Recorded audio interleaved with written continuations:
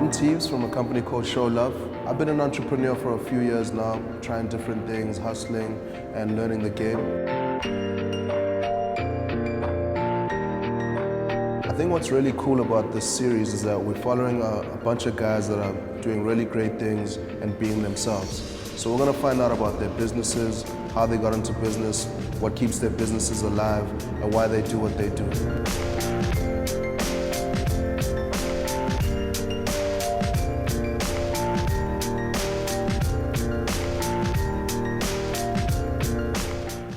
Hey man, how are you? Aaron. Tibz. Thanks for coming to the museum. Thanks for having me, man. Tell me about this place. So it's been open as a museum for about 2.5 years, Okay. but the building's from the 1930s, and this is sort of like its ninth life. We're in an art gallery, right?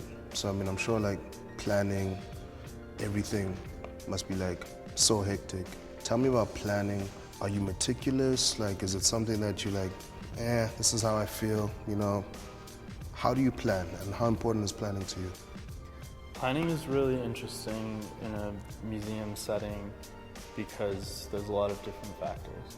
How important is planning to you in terms of the money aspect? Is it one and the same thing, or can you separate them? As much as possible, we know when the people that we ask for money are going to have their money. The more that you can figure out when people want to spend money, why they want to spend money, and how they want to do that, the best thing you can do is to already make sure that they know what you need before they have to go into that planning phase. In terms of planning, what would you advise, just generally, about being young, pushing your art, pushing your concept, wanting to be in business, and obviously not wanting to die out in a year or so? You sort of have to bootstrap, even in the arts world, in the same way that a startup business would talk about using what they have and trying things out.